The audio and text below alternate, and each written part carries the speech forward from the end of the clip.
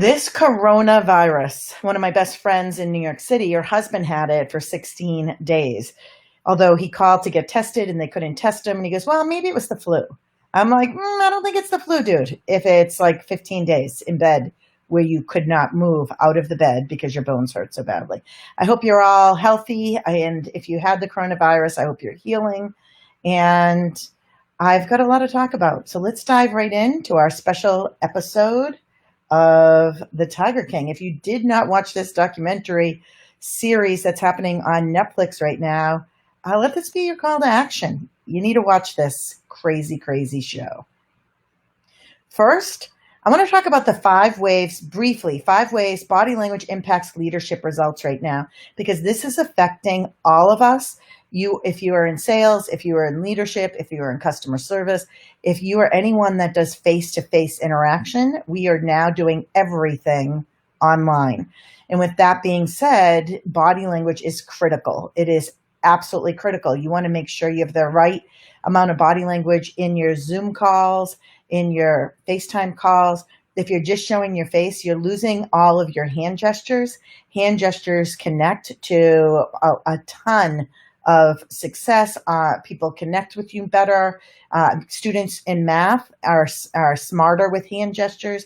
Babies that use the most amount of hand gestures as little guys end up having a higher IQ. I mean, the information is through the roof. TED Talks with more hand gestures are watched more than the same exact topic with fewer hand gestures. So how do we integrate body language right now with this coronavirus while we're all online? I'm going to spend 5 minutes here and dive into the Tiger King.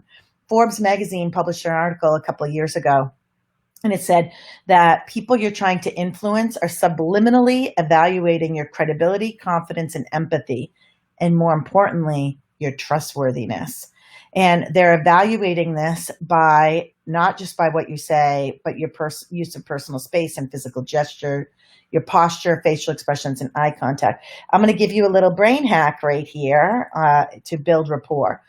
An article was published in the, what's it called? The Harvard Business Review.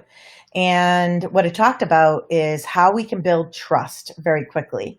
And how we build trust quickly is through being warm and likable. So your job right now with all these video stuff is to not complain. Do not complain about not having toilet paper. Do not complain about having to keep your house clean or being home with your kids. When you get on these calls, the first thing you need to do is watch your mood, check your mood, and be warm and likable. And one of the great ways to be likable is ask other people, what's on your mind? What's on your mind?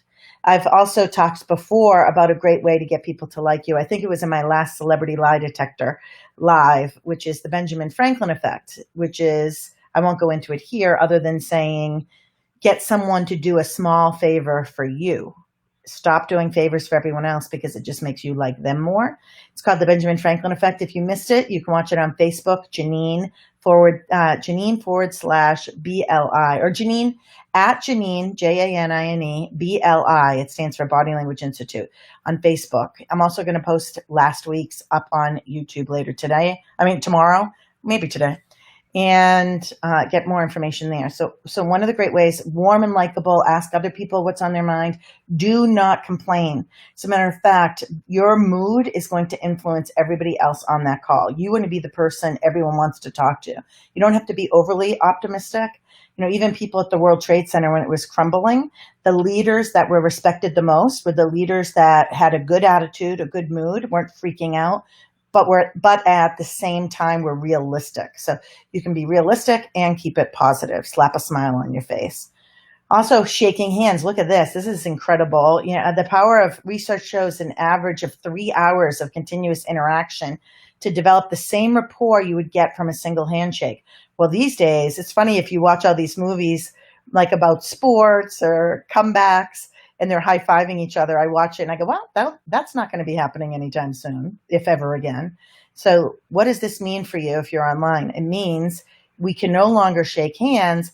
How are you going to have this rapport you're not going to have 3 hours with your client. So you've got to be really smart about it. You got to be really smart about it. Do a little research. I'm not telling you anything you don't already know. Just simply understand, we want to see your hand gestures. If your camera is so close to your face, we're not seeing your hand gestures. You need to prop up your camera or your computer or your iPad so you can see chest up, so we can see those hand gestures. Watch your posture. Research from Kellogg School of Management, Northwestern University, discovered posture expansiveness, positioning oneself in a way that opens up your body, takes up space. Just take up space. I call them these elbow pops. This is more important than your actual rank or role in an organization. So how you're sitting on these calls matters. So I would do an elbow pop, take up some space, do not sit small. In fact, it was consistently found across 3 studies that posture mattered more than hierarchy in making a person think, act, and be perceived as more powerful. If I don't have my camera on tonight, if I did, I would demonstrate this. So you're going to have to visualize what I'm going to say next. A lot of people tell us for great posture, pull your shoulders back. I'm going to tell you to not do that. That's super 70s and 80s. The best posture is, imagine in the middle of your chest bone that you had that Tony Stark circle thing. You know, that Tony Stark power circle that without it, he dies. You know, by the way, hashtag Tony Stark is Iron Man's my favorite superhero. Well, Batman, then Iron Man, by a close second place. So Iron Man, imagine that little circle that he can die if he doesn't have it. All you do is you take your chest from where the floor meets the ceiling. So right now where you're sitting, look at where your floor is now touching the wall. Go up your wall to your ceiling. Where the wall and the ceiling meet, that's where the confident feeling is. So where the wall and the ceiling meet is where confident feeling is. So the wall and the ceiling, where they meet, that's where the confidence comes. So that's, instead of pulling your shoulders back, you're never going to sit like that. Instead, pop your chest out, relax your shoulders. As we wind down the power of body language, you may not have been aware of this connection before, but you instinctively have felt about body language. See, research shows that audiences tend to view people who use a greater variety of gestures in a more favorable light. So think about it. How many of you right now are doing these webinars and you just have from like your throat up, and this is hurting you? So I'm going to invite you starting next Monday. There's a new version of you coming to town. Make sure you have a good mic so they can hear you. It's critical. And make sure they're seeing you. Ideally would be from your belly button up. Studies also find that people who communicate through active gesturing tend to be evaluated. Look at this. Warm, agreeable, energetic. Those who remain still or whose gestures seem mechanical or wooden are seen as logical, cold, and analytic. So if we can tie this way over here to the bottom left, 3 hours of continuous interaction is equivalent to 1 handshake. Guess what? If you're not showing hand gestures, we've got a problem. Because if they don't see your hand gestures, you're going to be perceived as logical, cold, and analytic. This is causing you a huge disservice. So what you need to do, if you want to be warm, agreeable, and likable, remember I said a minute ago, warmth and likability connects with what? Warmth and likability connects with trust. So warmth and likability connect with trust. Stop your complaining. We get it. You don't want to be home with your kids anymore. Believe me, I bit my fingernail. First, I let all my fingernails grow. Then I'm biting my fingernails off. I mean, it's disgusting. I know. Some days I'm taking 3 showers because I'm bored or I'm stressed. And I'm like, I think I'm going to go take another shower. And I've got personal stuff happening in my life that dropped at the same exact time as this coronavirus. So I'm thankful that I'm healthy. Do not complain. Keep your complaints in check. Find something to be positive about and excited about. And I think that's what we get here with this amazing documentary that Netflix has put out called Tiger King.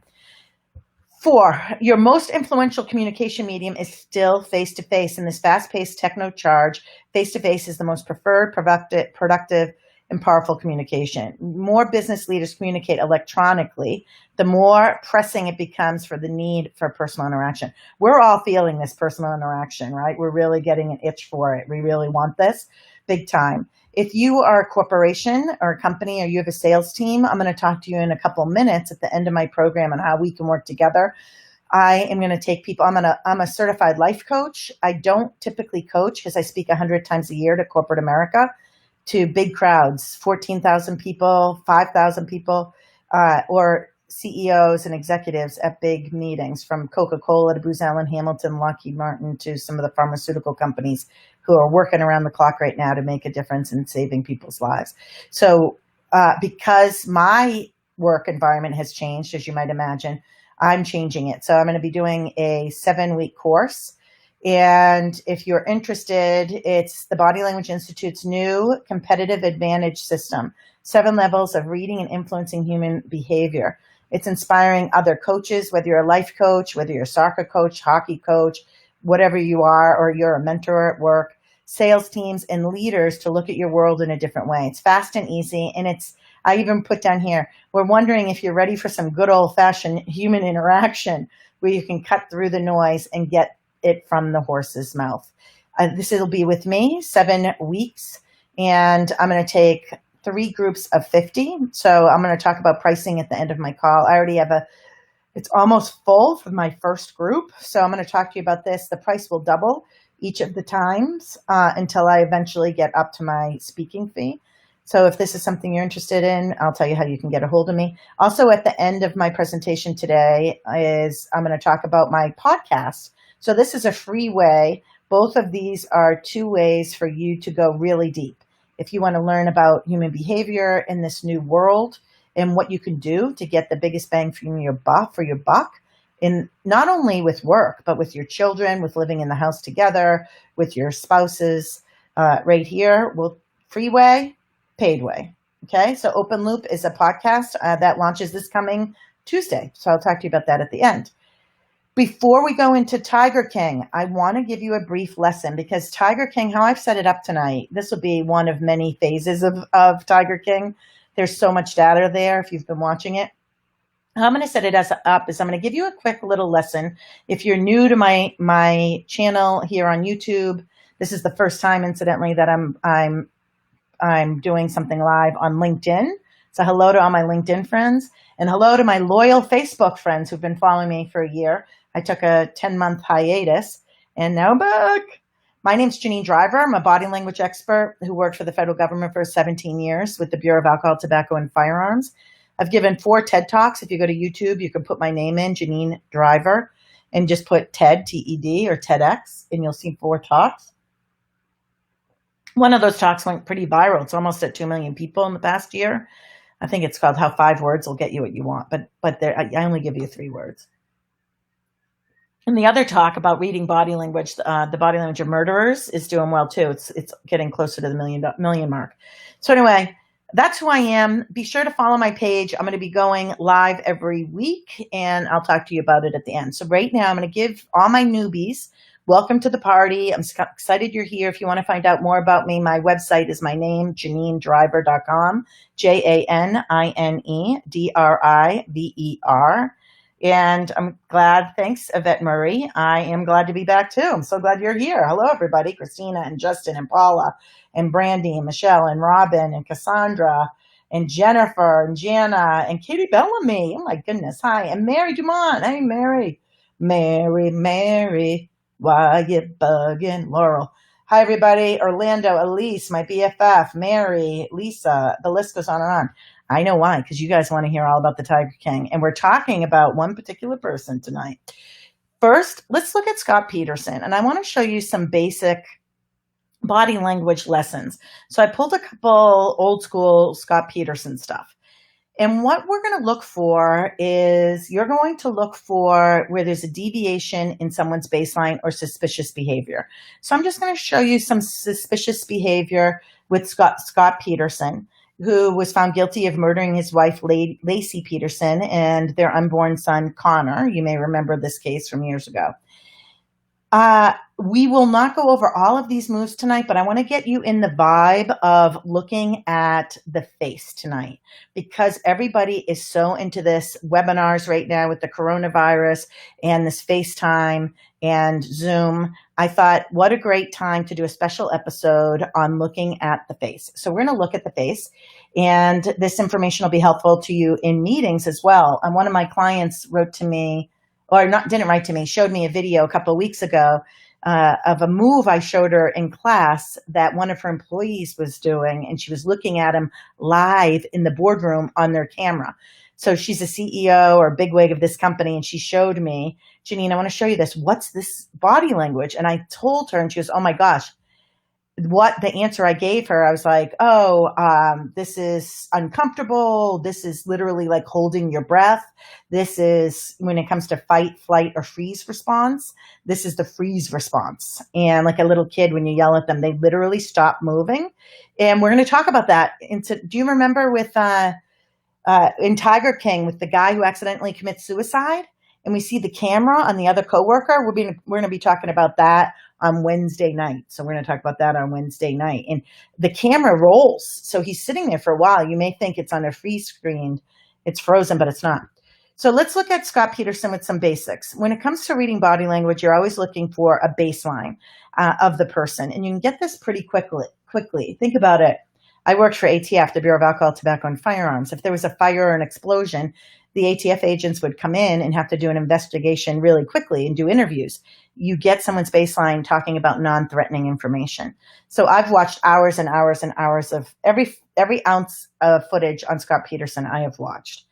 And a good friend of mine, one of my best buds, is Beth Karras, who knows everything about this case. She was with CNN and Court TV. You may know Beth. She spent Christmas Eve with me. Hey, Tony Capullo. All right, let's watch this Scott Peterson. I want to talk and show you first these tongue protrusions. Look at this. Why are you sitting down with reporters now? Why did it, and it's been weeks, your family has gone in front of the cameras.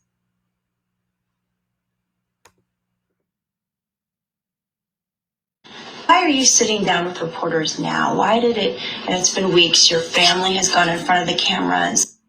All right, I want you to imagine, now the tongue is very interesting. Newborn babies are little toddlers, right? When you're feeding them something they don't like, they push it out with their tongue. So they'll push it out with their tongue. So this is a question that is likely Scott doesn't like. So he does this tongue protrusion here. He does several tongue protrusions throughout this interview. So right here, it'll either happen often before or after the question, or as the question's coming. So right here we see a tongue protrusion. We also stick out our tongue, though, if you think about it, when we have deep concentration. However, when we do that, our eyes often squint along with sticking out our tongue. So imagine threading a needle. Grab your needle, or imagine your grandmother or your mom or your son with a needle, because of the coronavirus, you're teaching your children how to do a basting stitch. So you take your thread, you might cut the edge so it's sharp or lick the edge of the thread, and you take your needle, and what do? You squint your eyes as you go in to stick that thread into the eye of the needle, and you stick out your tongue. So when someone's eyes are squinted and their tongue is sticking out, it's deep concentration. You may see this in these webinars you're having right now in this new environment that we have. All right, next, Scott Peterson is going to touch his face. We saw this recently. I don't have the footage here, but maybe I'll show it on Wednesday nights, Celebrity Lie Detector Live, which is when I usually do these 10 o'clock Wednesday nights. This is a special on Friday night because of the coronavirus. They've lost that. They're focusing on me. We need to ask people, when was the last time they really thought about Lacey missing, as opposed to when they thought about the suspicions that swirl around me currently. All right, who did we see doing this move recently, the hand over the face? Who did we see in the media with regard to the coronavirus? Do you know? Lost that. They're focusing on me. We need to ask people, when was the last time they really thought about Lacey missing, as opposed to when they thought about the suspicions that swirl around me currently. All right, I'm gonna go on Facebook Live and see if anyone is giving me some responses. Who in the media connected with the coronavirus has recently done this move where they put their hand over their face? Do you know? Can you guess? I'm going to give you guys a second here. I'll say hello to a couple people as we do this. I'm doing the Tiger King, Elizabeth. Stand by. It's coming up in 5 minutes. We're almost at the Tiger King. So who in the news recently with regard to the coronavirus has put their hand over their face like that? Fauci, Justin Smith. Justin, you're so right. I'm going to send you a free gift on reading the 7 Universal Emotions. So Justin Smith, make sure you send me an email at my email, Janine, Janine, at JanineDriver.com. Janine at JanineDriver.com. I'm going to send you a free chapter from my book, You Say More Than You Think, on reading microexpressions. And Justin, I'm going to send you a Celebrity Lie Detector Live baseball hat. That's right. So you got to send me an email, Janine at JanineDriver.com, Justin, and give me your mailing address where I can mail it. And you can just leave it on your front step for 5 days in case any germs get on there.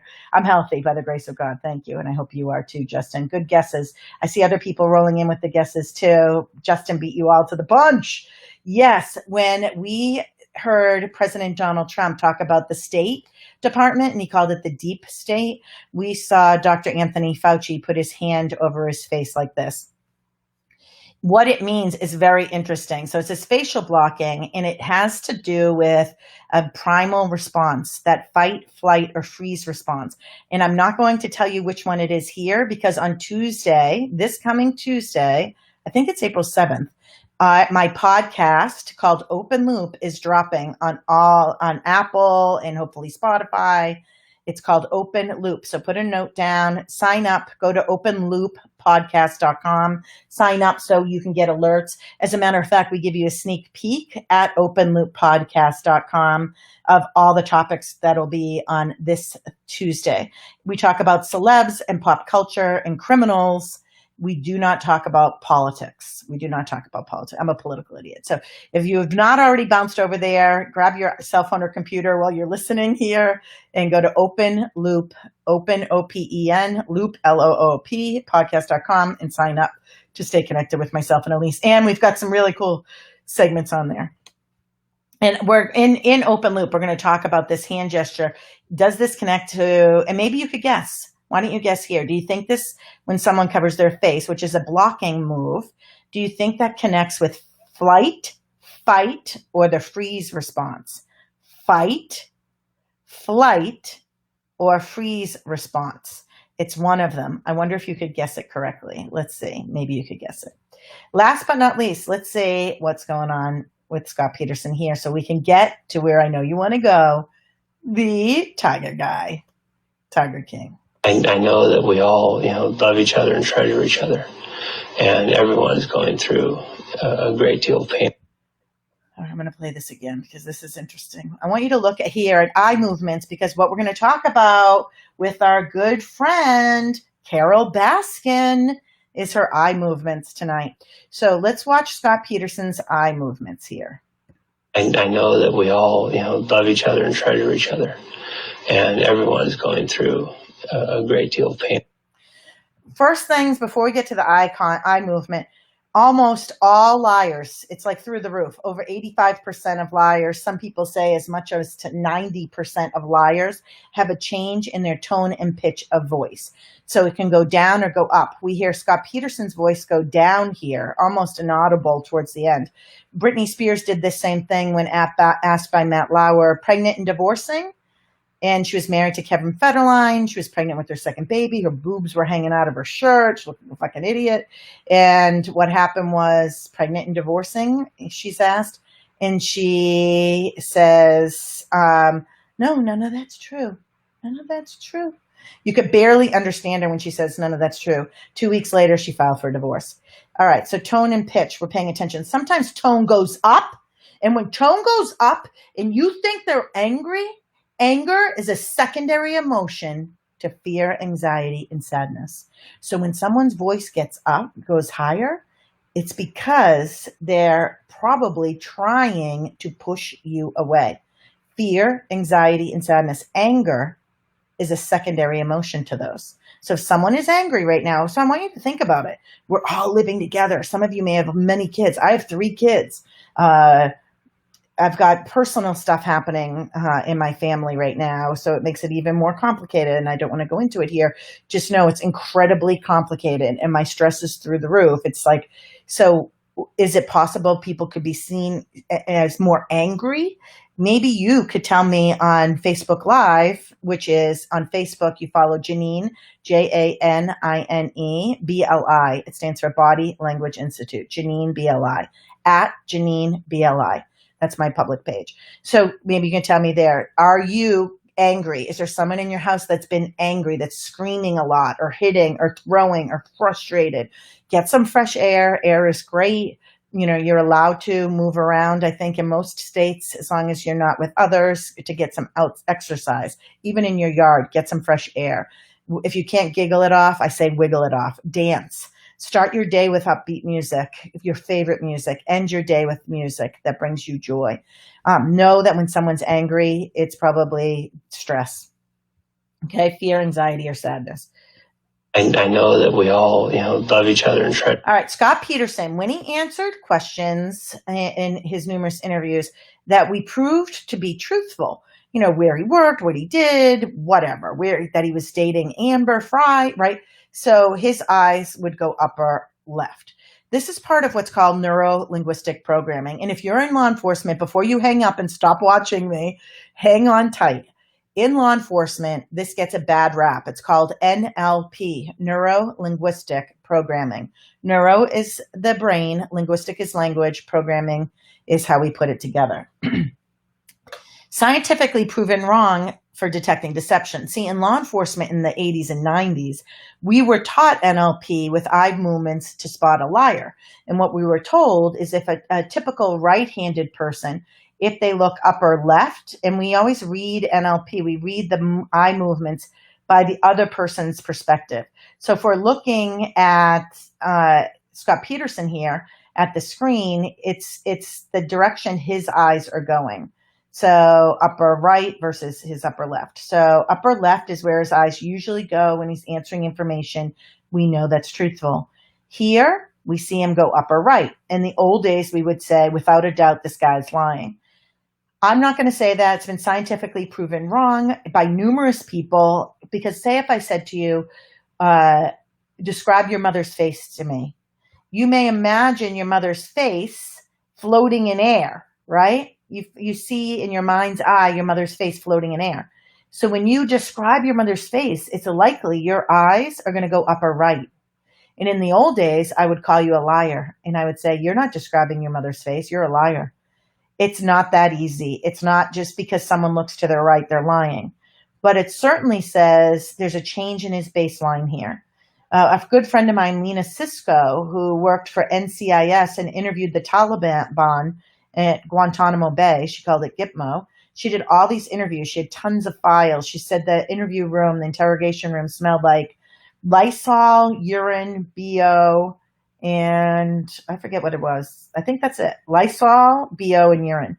And she'd be in there all day interviewing. She swears by eye movements. She says it's never, ever let her down where someone's holding something back. So without a doubt, watch one more time with Scott Peterson here with his eyes. I know that we all, love each other and treasure each other. And everyone,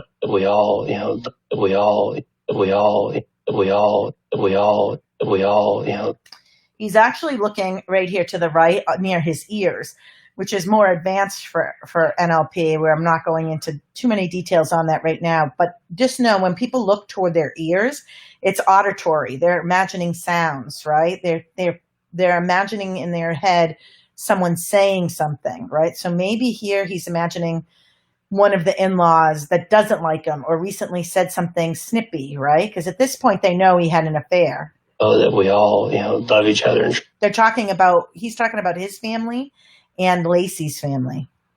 I know that we all, love each other and treasure each other. We all love each other and treasure each other. I know that we all, love each other and treasure each other. And everyone is going through a great deal of pain.